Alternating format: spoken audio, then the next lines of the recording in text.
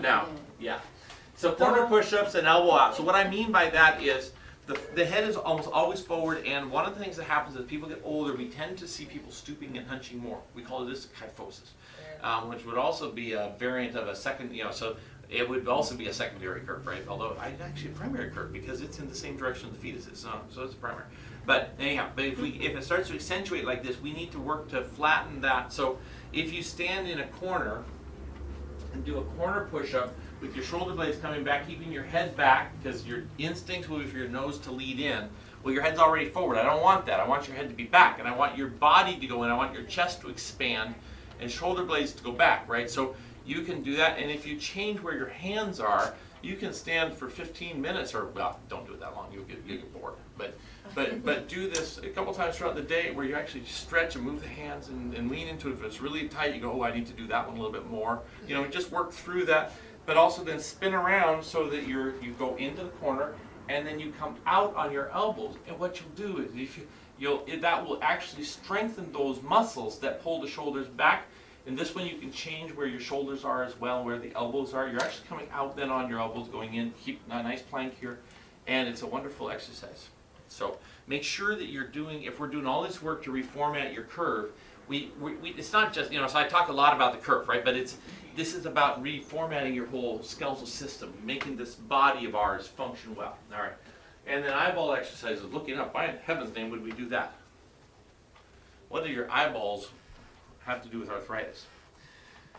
So essentially, when our head goes forward, one of the reasons is we plasticize. Our brain has a wonderful ability to learn.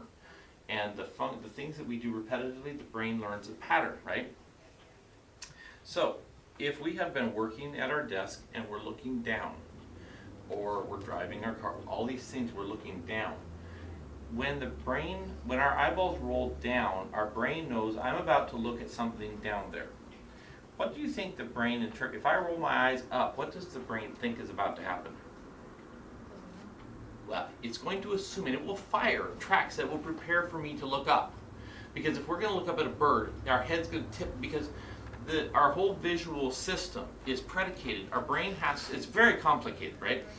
But if let's say we're going to watch a bird, the brain has to track and predict where the bird is going to be and jump the eyes to the place where it expects it, and then if the bird's not there, it has to rethink and do another prediction and all that. So it's very complicated. There's a lot of dialogue that happens. But by simply rolling our eyes, the brain is going to say, oh, we're going to look at something up.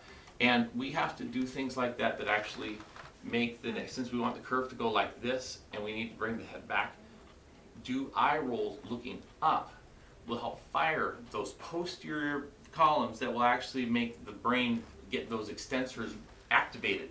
Because because the brain decides what it thinks we're going to do and prepares for the expected thing, right? I mean, there's feed forward, feed backward. There's all sorts of dialogue neurologically that's just incredible when we think about it. So I love being a chiropractor, right? Because we're helping you understand, just rolling my eyeballs, it may be.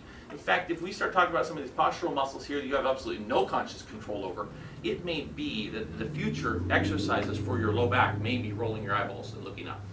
Those actually fire those multifidi, these muscles here. Can I add something? Yes. I went in for DOT. Yes. Physical one time up in Hermiston, Oregon, where I used to live. And the first thing I did, they give you the eye chart. Yes. I could read my left eye, I could read the top line, nothing else. Oh boy. Then I laid down on the table, she took my blood pressure, and it was like 175. That's not good. And she had me lay there for about 10 minutes. She retook the blood pressure and she says, sorry, Bill. She says, I can't do it. I says, I'll be right back. And I went to my local chiropractor and took a treatment because I do have at that time, and you've straightened it a lot, but at that time I had a whiplash from owning cattle. Yeah. And he took a ruler and like my neck was as straight as that. Yes. But anyway, what I'm saying is, I went to the chiropractor, I went back, and I said, now let's just start this all over again. And I went in, and I read all clear down to the bottom line on my eye. I went down, my blood pressure was 120. She said, what did you do? I said, I went to my chiropractor and he worked on my neck and I come back. So my neck affected my left eye Yes. and Your my blood pressure. blood pressure. Isn't that amazing? So it's kind of fun. Thank you for sharing that. I mean, that is it's almost sounds unbelievable, right? So I love stories like that. But this is chiropractic 101. And it's about your nerve system, Right. and so then you passed. Whereas if Right. before they wouldn't have passed you. Yeah. So that's perfect. Okay. So exercises. What we've got to do is we've got to back to that. We can't allow this to become solidified, right? Because if that's really what's allowing and contributing to the degeneration, then we have got to do, and whether we call low or no impact, I think like swimming could be considered perhaps no impact, right? So it would be one of the ideal exercises, but I like low impact. I'm not opposed to just a little bit of the body responds to some challenge. But I think that if before somebody signs up to join the gym, they should have a chiropractor check their spine. I think there are a lot of people in an attempt to get healthy, they go to the gym and end up, if they're a bent nail, and you pound a bent nail, what happens? It bends even worse, right? Yeah. If somebody has a subluxation or a curve straightening and they start going to an exercise facility, they could possibly do more harm than good in their attempt to get healthy, right? So we have to kind of coordinate these things and make sure and then we have to guide it and make sure that we introduce movement, but not so much that it exceeds the capacity of the body. This is a little bit of it. This is the dance, right? This is the okay, and then I do some, and then I let the patient do some, and together we dance. And I say Superman. Well, that's. Have you ever done where you lay on your tummy and you're flying? You raise your arms, you raise your legs. You can do one, like that. You do one leg and one arm on the opposite side. Those sorts of things. So those help fire these postural, and all these deep muscles of the back. And you're going to find I'm not a huge fan of core sorts of things, although just overall fitness is really good. And I would suggest, I didn't put on this any of the focus on flexibility versus strength, and I put Tai Chi, yoga, stretch. There are some things that are being done now with like wobble chairs and proprioceptive things. Like I've got there are like blue cushion mats that you can do some things trying to make it more complicated for your brain. So your brain really has to work to keep your balance.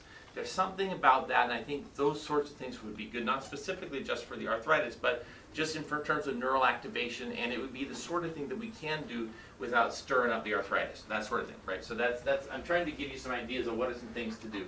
Isometric to build corrected postural muscles, for instance.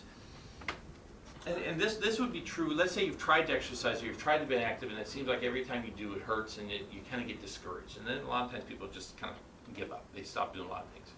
Well, one of my favorite ones is when we're in the car. To actually, an isometric means iso is same meter. That means same length. So you're doing a move. So it's not like this would be not an isometric, right? This could be isokinetic or something like that. But if you your head pushes into the head restraint of your car. Does that make sense? That would be an example of an isometric. Or you could even just be sitting here with your own hand resisting. And you see what I'm doing? I'm not actually moving, but the muscles I'm giving resistance with my hand against the try to bend my head forward, but my hand's not letting my head move forward, right? All these muscles are trying to move forward, but so that will strengthen these ones. But remember, if we think about, we're trying to address this curve and that sort of thing. So we want to do things that would encourage my head to go backwards. That's why I love the sitting in the car and pushing the head against the head restraint, right? That sort of thing. Those